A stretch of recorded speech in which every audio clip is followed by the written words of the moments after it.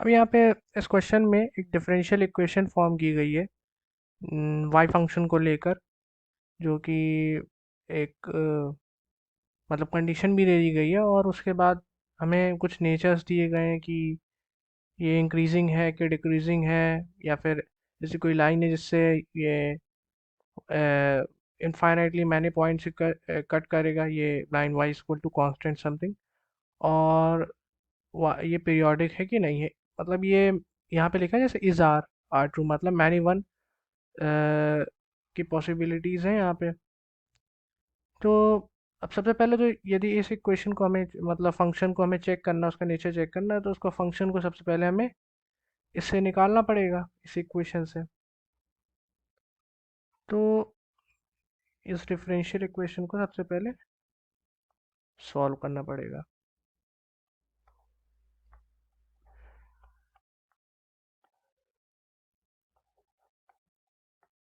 Cos pi by 12 x.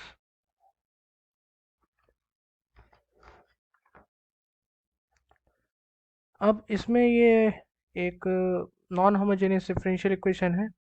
Non homogeneous का मतलब होता है कि होमोजेनिटी की जो रूल है उसको फॉलो नहीं करता है। तो हम इसमें इसको सॉल्व करने की मतलब बात करेंगे। तो इसमें सॉल्व कैसे करेंगे? अब इसमें एक ये इंटीग्रेटिंग फैक्टर का इसमें दोनों साइड एल एच एस में और आर एच एस में मल्टीप्लाई करते हैं। तो इंटीग्रेटिंग फैक्टर इसमें अगर मैं निकालूँ तो क्या होगा, E T the power integration of 12 dx। ये आप जानते हैं पी डी एक्स होता है, इसमें ये चीज़ हमारी पी हो जाएगी, ये पार्ट जो है ये ये पी हो जाएगा, और ये पूरा क्यू हो जाएगा। ठीक। तो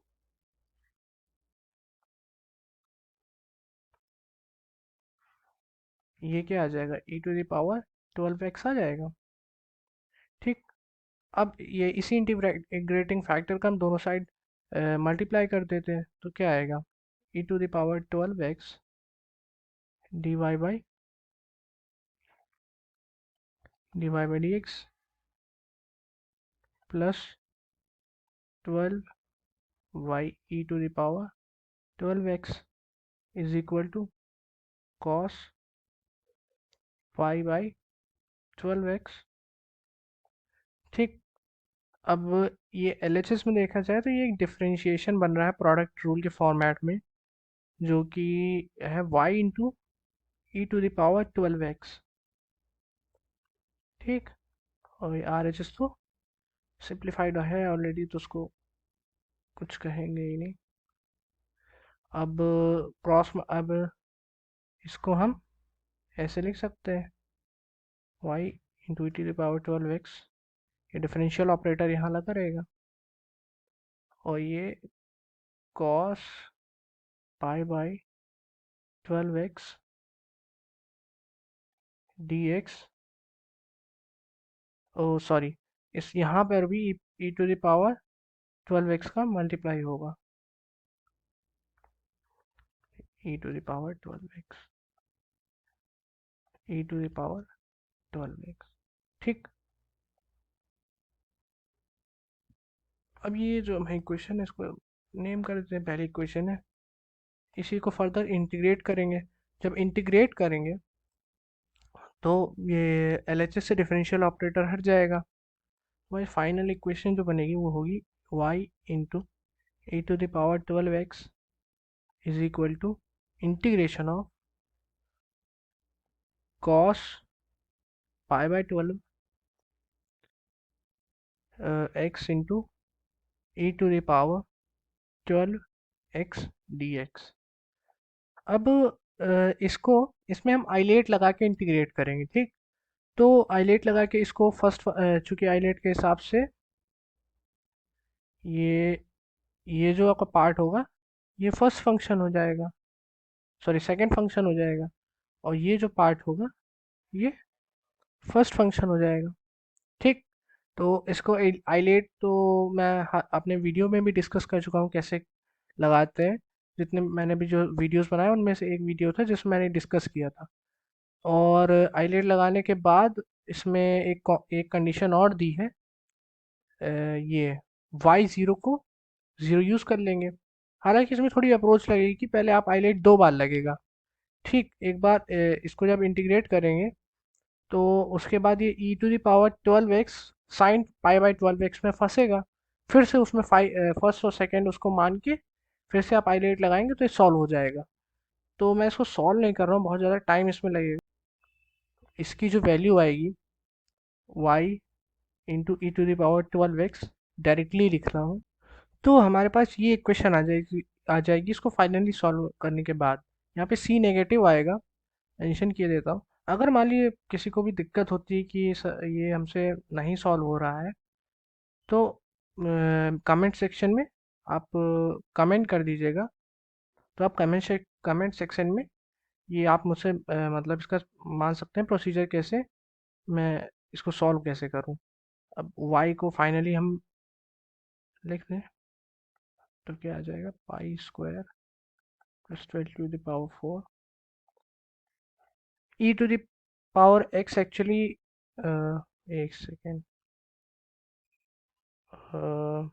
मैं एक करेक्शन कर दूं यहाँ पे।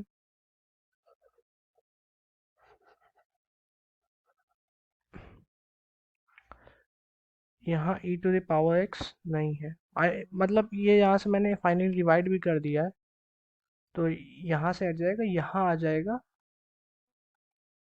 ई टू द पावर 12x।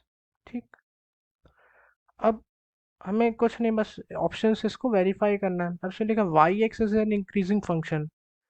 अब वाई एक्स इंक्रीजिंग फंक्शन होने के लिए इसको स्ट्रिक्टली इंक्रीजिंग होना चाहिए, माइनस इन्फिनिटी से प्लस इन्फिनिटी, यानी जो ये डोमेन दी गई है हमें, ये जो डोमेन दी गई इससे हमें इसको चेक करना पड़ेगा। तो अब मैं यदि बात करूँ यहाँ पे, जब हमारा x नेगेटिव एक्सेस के लिए होगा, मतलब जहाँ x की वैल्यूज नेगेटिव होंगी, तो जब नेगेटिव होंगी तो क्या होगा कि ये जो पार्ट है, ये जो पार्ट है, ये जो पार्ट है, ये आपका डोमिनेंट रहेगा। ये डोमिनेंट रहेगा आपका जब हमारा जो x होगा, जो x होगा हमारा, वो नेगेटिव होगा। क्योंकि जब x नेगेटिव होगा तो ये क्या होगा कि ये e to the power -12 something आएगा, और ये जब यहाँ न्यूमरेटर पहुंच जाएगा तो ई टू द पावर 12x, मतलब ई टू द पावर 12 समथिंग हो जाएगा। और जब ई की वैल्यू लगभग 2.7 होती है, 2.7 टू द पावर 12 भी आप करते हैं, तो फिर आप समझ सकते हैं कितनी बड़ी वैल्यू हो सकती है। तो ये actually e to the power 12x के कह सकते हैं कि ज़्यादा जो वैल्यूज़ आएंगी, ज़्यादा वैल्यूज़ इसमें। तो जब वहाँ एक्स एक्सिस की जो एक्स की नेगेटिव वैल्यूज पे यदि हम इसको चेक करेंगे तो ज़्यादा इसके ज़्यादा टर्म्स होंगे। तो ऑब्वियस सी बात है, जब ये e to the power x वाला टर्म डोमिनेट करेगा तो वो वाला फंक्शन पीरियोडिक होने वाला है ही नहीं है, क्योंकि ये तो सब नेग्लेक्ट हो जाएंगे, एक लिमिट के बाद ही नेग्लेक्ट हो जाएंगे इसके रेस्पेक्ट में। तो ये पीरियोडिक होगा ही नहीं।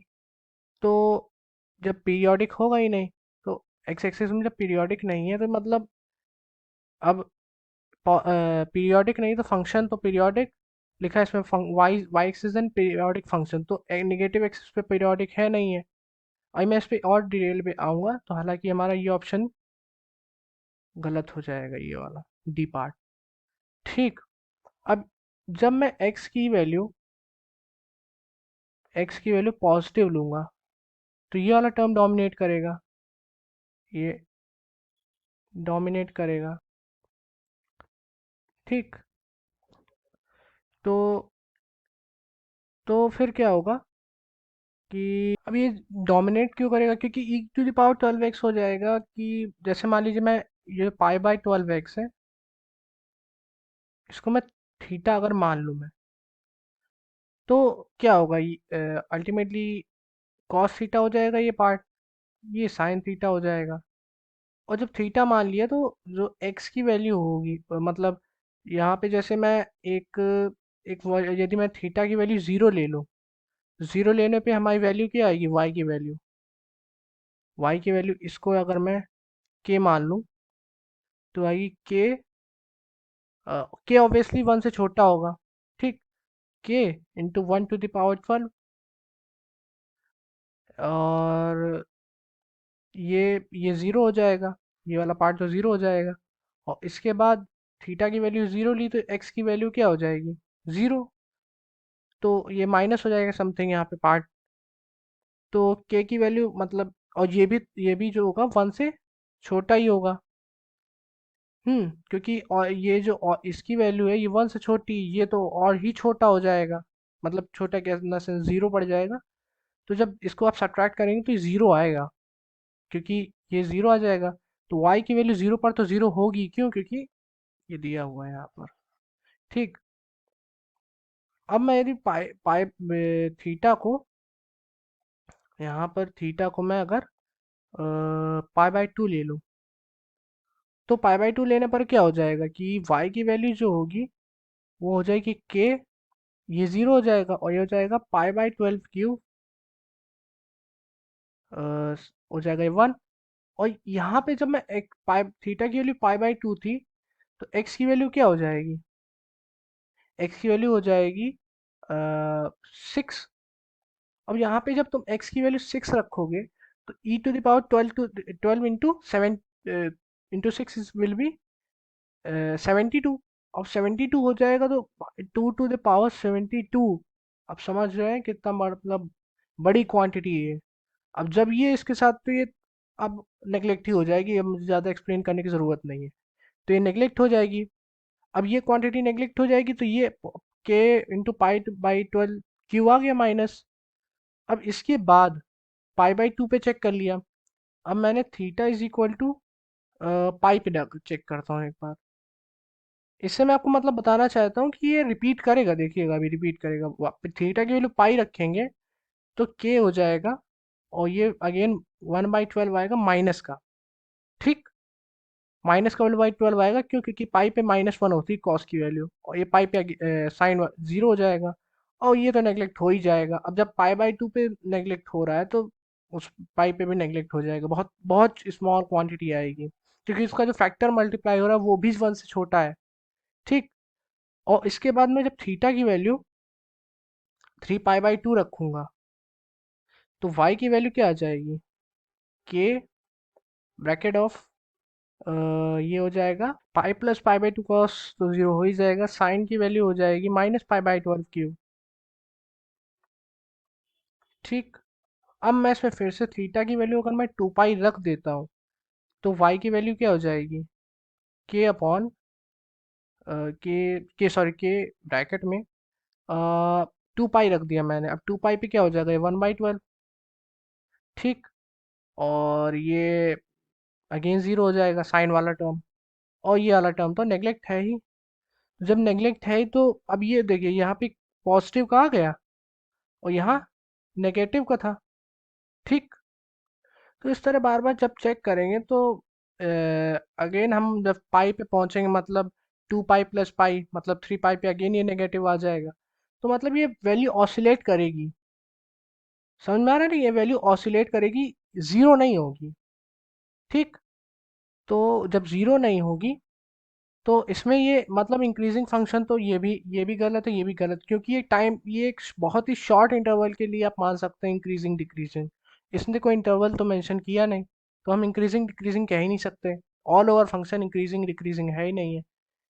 और इसमें लिखा there exist a real number beta such that the line y is equal to beta intersects y is equal to y x at infinitely many points. हाँ, हो सकता है, क्योंकि यदि आप कोई वैल्यू ले लें, जैसे मान लीजिए ये ऑसिलेट करेगा पॉजिटिव एक्सिस में, जैसे ये मैं बता रहा हूँ, ऐसे ऐसे मान लीजिए कुछ ऑसिलेट करता है, तो आप अगर y की वैल्यू कोई बीटा लेते हैं तो इनफाइनाइटली मैनी पॉइंट्स ऐसे कट करता चला जाएगा। जब कट करता चला जाएगा तो ये ऑप्शन करेक्ट है, यदि मैं इसको बीटा मान लूँ तो। ठीक, तो इसका जो करेक्ट आंसर है वो सी ही है। तो आई होप पूरा क्वेश्चन क्लियर होगा, एक्सप्लेनेशन भी आई होप मैंने अच्छे से अच्छा दे दिया है। अ, तो actually the video has been this video has been uploaded very late since my examinations are there. So you can understand that I was busy in preparing my exam. So thank you friends for being here, and I hope I have explained this question very in detailed manner. So stay tuned and be here. There will be many more questions upcoming, and have a nice day ahead for you. Thank you.